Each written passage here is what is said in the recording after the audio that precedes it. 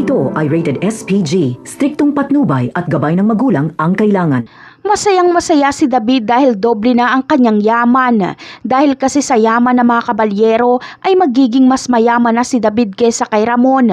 Pero dito siya nagkakamali dahil hindi niya makukuha ang kayamanan ng mga kabalyero.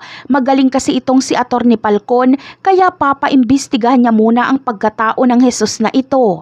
Hinala niya kasi ay may kinalaman ito sa pagkamatay ng mga kabalyero para makuha ang yaman ng pamilya ng kanyang asawa.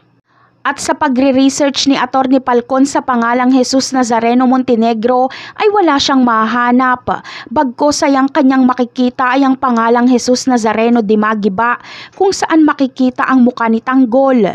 Iimbestigahan naman ni Atty. Falcon ang Tanggol na ito at dito niya makikita ang pamilya nito na kapatid nito ang asawa ni Catherine pero David de Magiba ang pangalan nito. Samantala, para malusutan ito ni David ay sasabihin niyang hindi niya nakukunin ang kayamanan ng mga kabalyero at nang sa ganon ay tumigil na sa pag-iimbestiga itong si Atty. Falcon.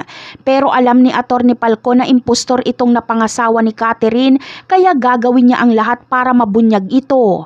Kaya makakapatay na naman si David ng babae dahil patatahimikin niya itong abogado ng mga kabalyero.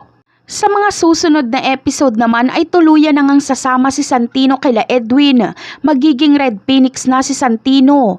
Sa tatlong malalaking grupo at magkakaaway ay mga kasali ang magkakapatid. Si Santino sa Red Phoenix, si David ay sa mga Montenegro at si Tanggol naman ay sa sarili niyang grupo. Ano kaya ang mangyayari kapag magkasagupa ang tatlong grupo na ito at magkita-kita ang magkakapatid? Abangan na lang natin yan. Bye!